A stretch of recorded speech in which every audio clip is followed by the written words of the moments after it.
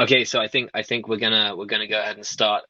Really excited to have the session with Prelude Ventures. We have Brian Schill and Matt Eggers who are going to lead us into how they invest in climate tech. Just a few quick housekeeping rules, and then I'll disappear.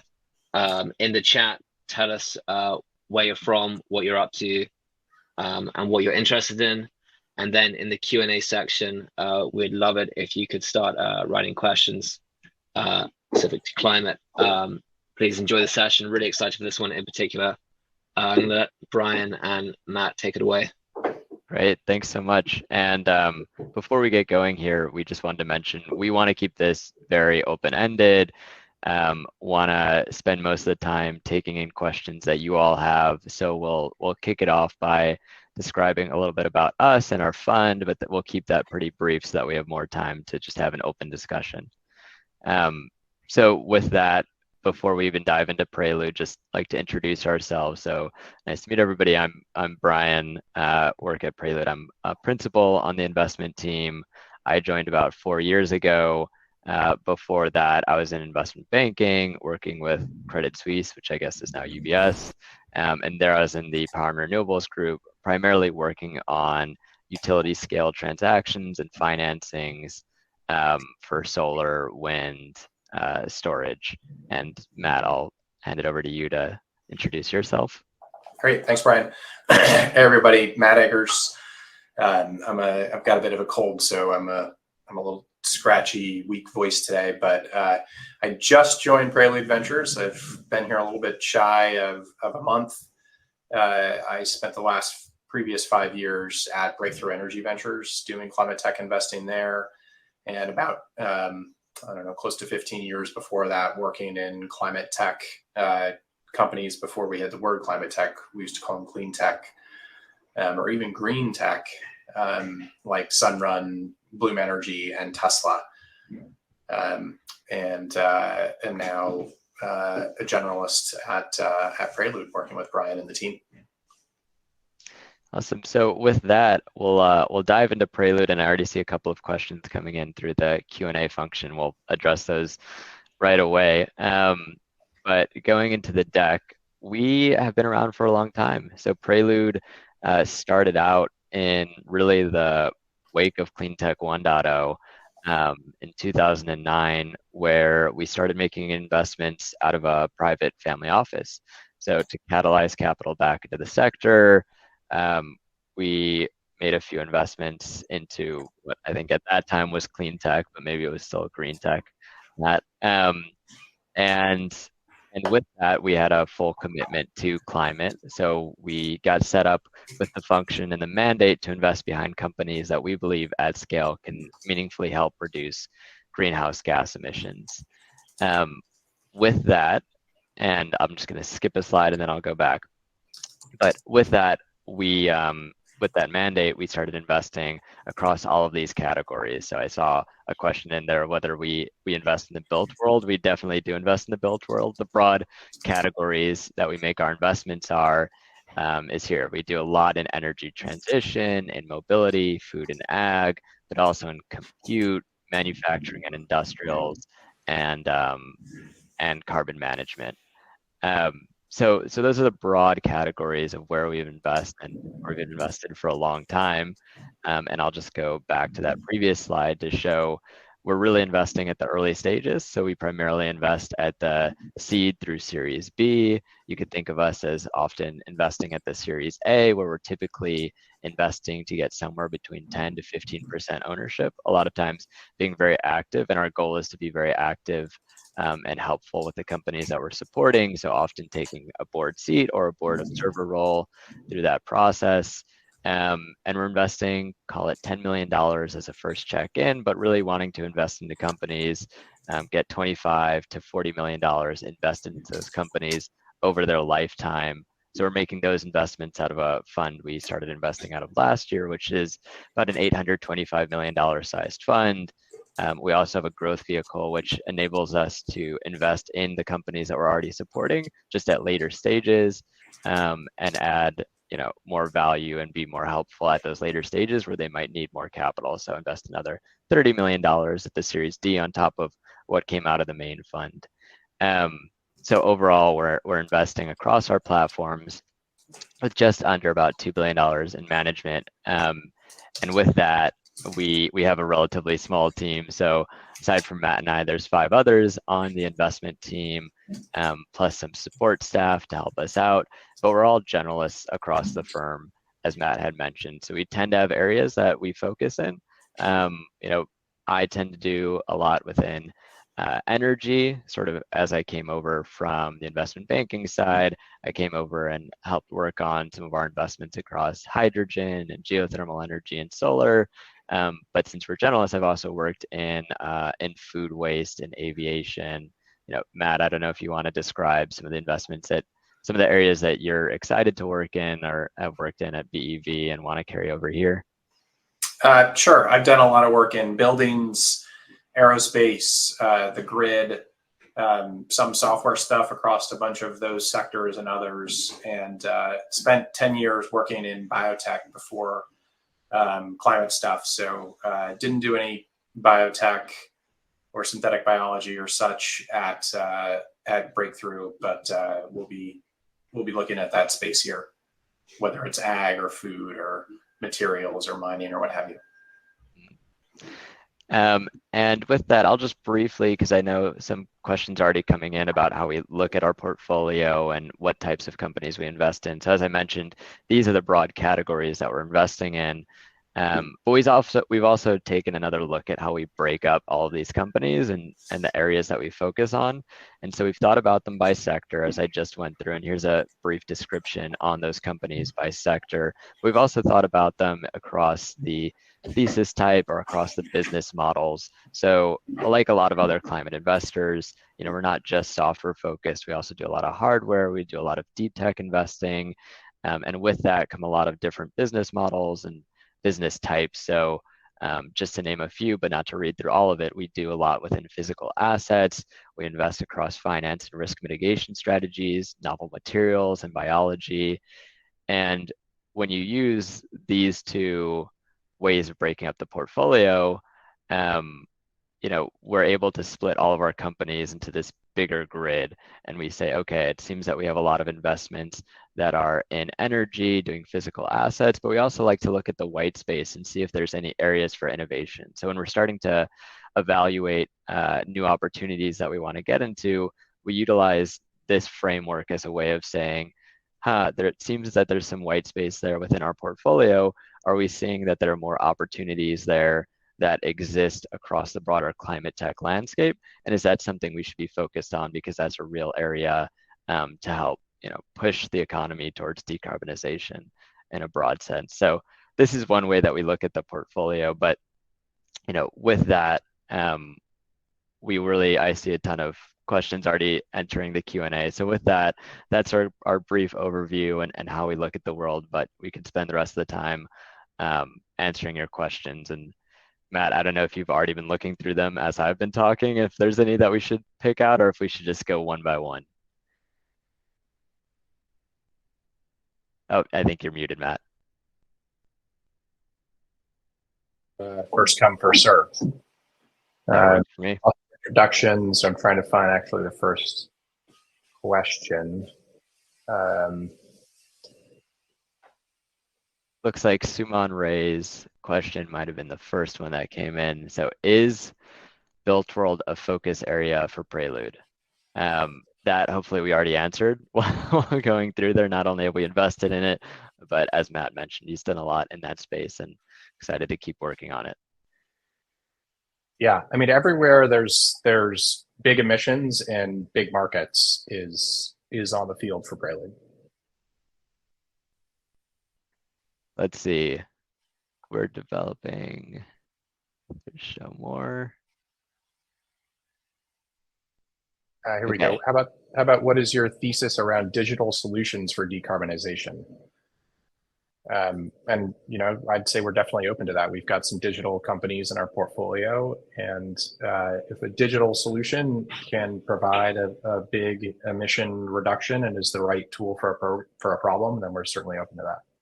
Yeah, absolutely. I think it's funny sometimes when describing our portfolio, people might look at it and say, we only focus on big swings that are heavy CapEx and extreme deep tech. But of course, we love opportunities that are, in some sense, low-hanging fruit, where you can have a digital solution that oftentimes scales quicker and has a more immediate impact on reducing carbon emissions. We have a lot of examples of those in our portfolio. I think Optima Route is one good example, Persephone being another.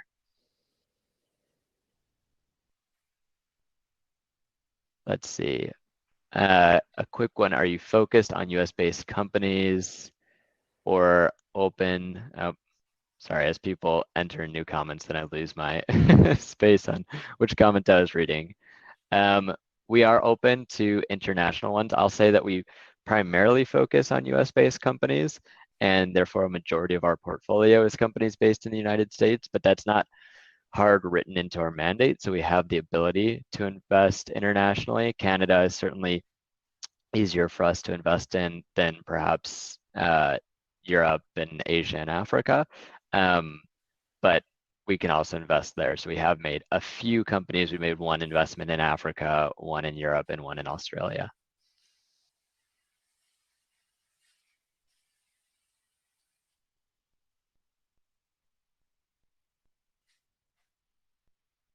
Let's see. Some of these questions are very direct questions that maybe we can answer after the call. I know people are looking out for individual contacts.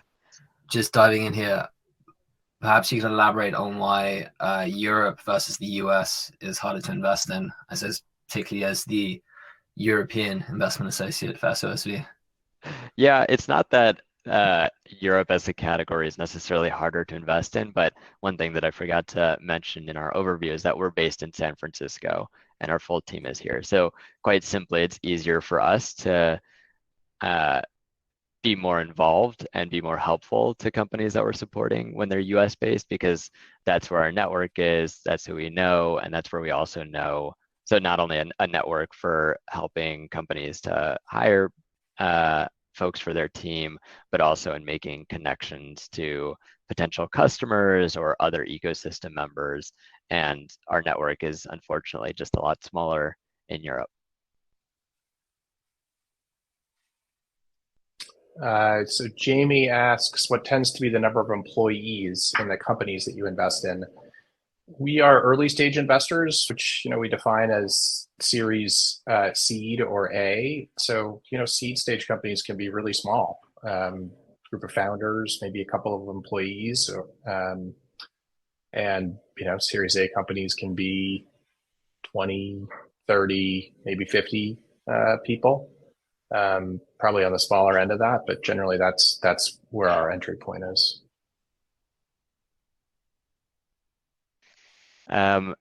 And I apologize because we said we were going to go first to last in terms of questions asked, but there's so many questions coming in that I'm just going to choose any one that I see. It sounds interesting. I saw Sid ask a question. How do you think about tech founders versus business founders? I think, like it's an easy answer, but the best is a combination of both, right? Whether that's an individual founder or a combination of founders. Certainly within our portfolio, I'd say most of our companies have multiple founders rather than a single founder.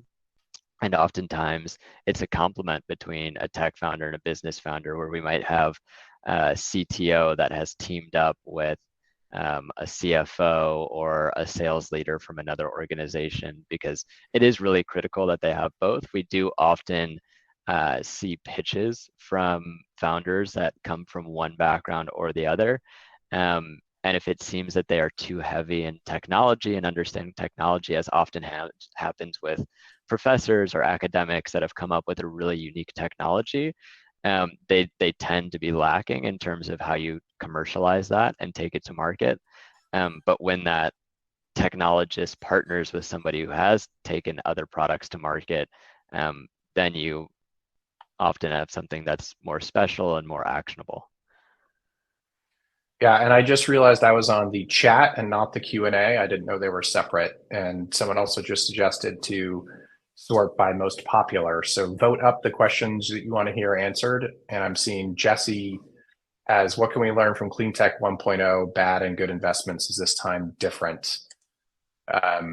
What investment opportunities are you most excited about? So Clean Tech 1.0, I think, for one thing, it was just early in the market. You know what? I've just got to go do one thing. I'm sorry. You want to take that question, Brian, and I'll be right back. I'll pause on that because you know Clean Tech 1.0 better than I do. I wasn't quite around for Clean Tech 1.0. I saw it happening, but I entered the space after. There's a next most upvoted question in there. What's your stance on investing in nature-based carbon removal? That's a pretty simple one.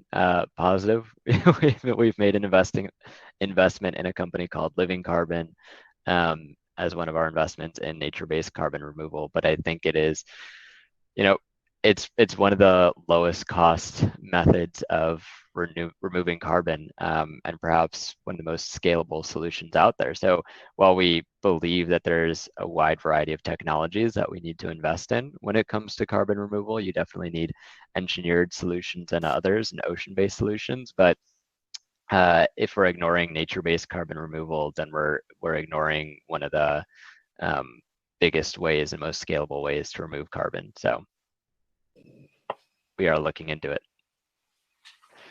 Matt, I didn't fully answer the question that you were going into on Clean Tech 1.0, as I mentioned, partially because I wasn't in the space in Clean Tech 1.0, so I felt you're better to answer that question. Great.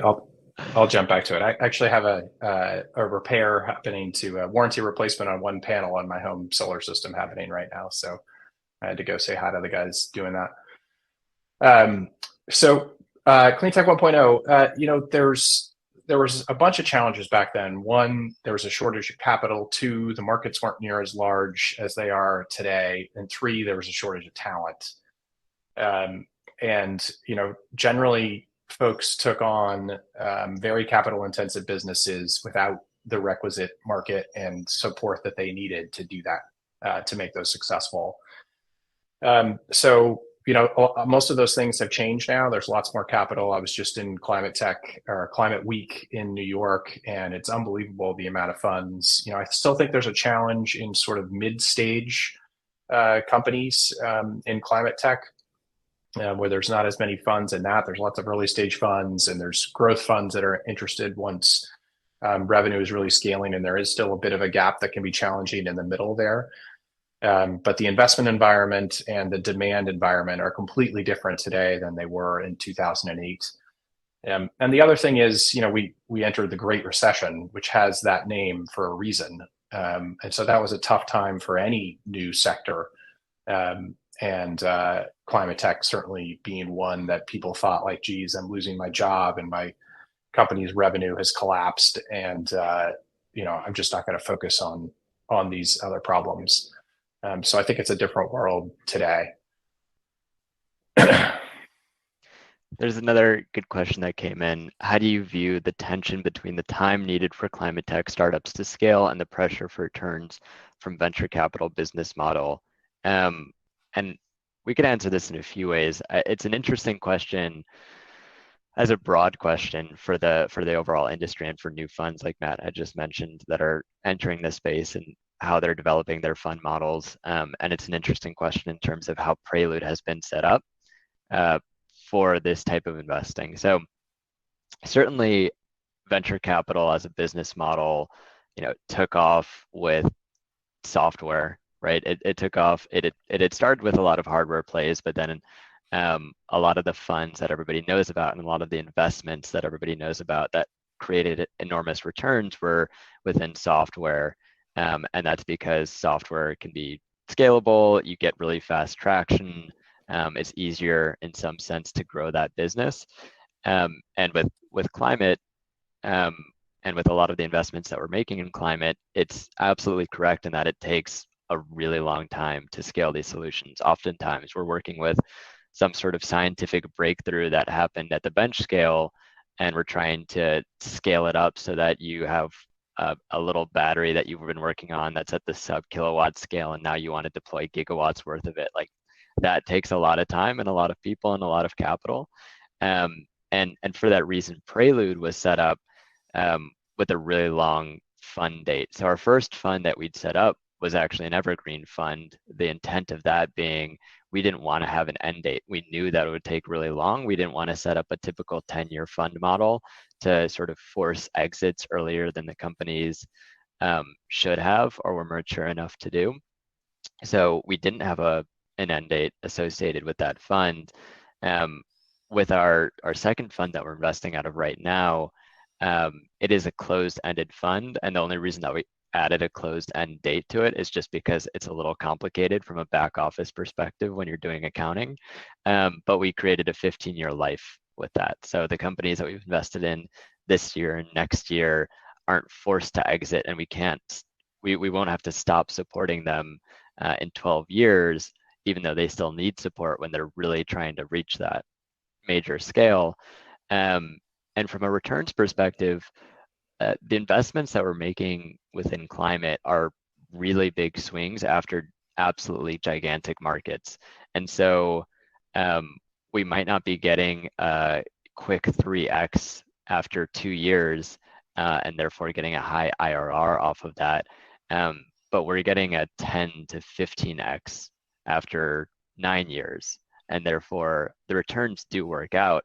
And the way that we look at it is from a multiple of money perspective as opposed to an IRR perspective, meaning we look at it purely in terms of the magnitude that we've grown the capital, as opposed to the magnitude plus the time element.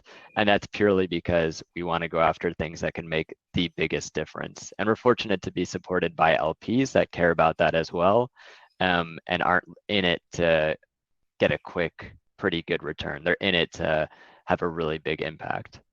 Matt, I don't know if there's anything you want to add to that.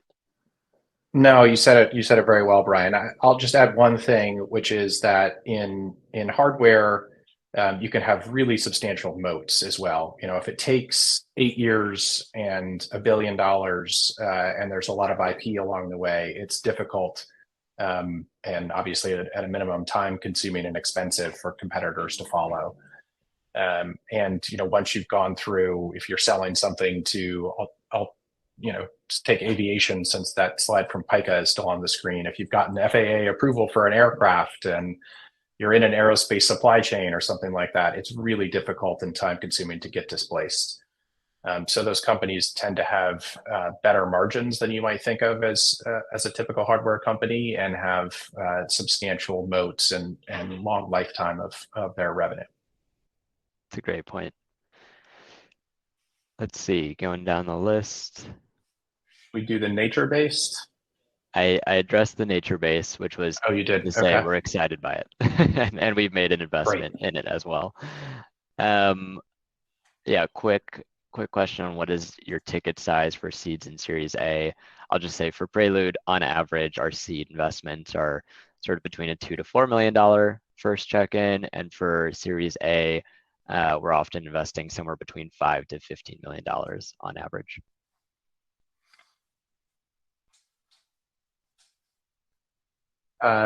Successful source of deal flow. Well, you know, I'm new to Prelude, but I can comment on my career in this space.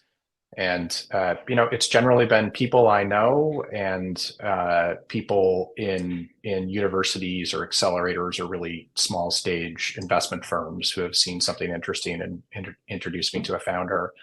And I've had the most, I'd say, you know, my best investments and the ones that I like the most are when I have lots of time to get to know a team before it comes time to invest. Built a relationship with the founder, really understood what's happening, and you know, have time to think it through and make sure we're a good fit, both personally and as a fund and a company. Yeah, and then in other terms of deal flow, I mean, there's a lot of standard ways that we and other investors get their deal flow. A lot of it is through conferences similar to this one. So if we're going to a conference and we see that there's a panel hosted, and oftentimes there are companies presenting on that panel, we'll attend those just to see that they're really interesting. But the bigger part of it, and sort of to Matt's point, is just getting really plugged in the ecosystem. Since Prelude has been around for a long time, it means that a lot of us have just been in climate for a very long time, and it used to be a pretty small world, and now it's a much bigger world, which is great. But fortunately, since it was a small world, we all got to know each other, and that just kind of spreads out from there as we get to know each other, and our friends get to know other people that are entering the ecosystem, and that's just a natural way of network building that has worked out for climate. There's one question I saw in here that is just an opportunity for me to vent, I suppose. It's, are you worried about bottlenecks in new renewable projects based on grid connection moratoriums by grid providers? How will that impact investments and increasing renewable energy? So like bottlenecks in new renewable projects, yes, like constantly I'm concerned by there just being bottlenecks in renewable projects. I think the biggest one being interconnection queues, but transmission planning is ridiculous and a headache. I don't know if any of you have read Superpower, but it's about building new transmission and how painful that process is. And it's really disheartening and demoralizing. There are 1,000 other forms of bottlenecks in terms of deploying renewable energy. One example I'll use just because it's in our portfolio, and this gives me an example to answer your question of how we are thinking about some of the bottlenecks to deploying renewable energy at a greater scale. Is we were looking at solar deployment, and we're seeing demand for solar energy, and we saw that project finance is eager to get into the ecosystem, and you have all these module manufacturers. Basically, everybody wants to deploy more solar energy. There's no like concern about deploying more of it. But one of the bottlenecks was labor, right? So solar projects have moved from being these 20 megawatt to 50 megawatt to 100 megawatt systems to now where they're a gigawatt system or close to a gigawatt scale, and they're 5 miles long and 1 mile wide, and all of the immediate obvious land has been taken up, and so you're deploying these solar farms in the middle of nowhere, for lack of a better term. They're 3 hours out from the nearest big city. They're in these terrible conditions, and therefore you have a major labor shortage in terms of who can help out working at those working on those projects, because those projects require 300 people to get bussed out from the nearest city and back again. And so we looked at a company called Terabase, which was looking at a solution to this. They were using robotics and they were utilizing automation to help alleviate some of that labor shortage, which really is just making it more efficient. And it allows you to deploy more solar projects at once, and it gets away from that bottleneck. But there are a lot of other bottlenecks that we are thinking about and trying to figure out how to solve.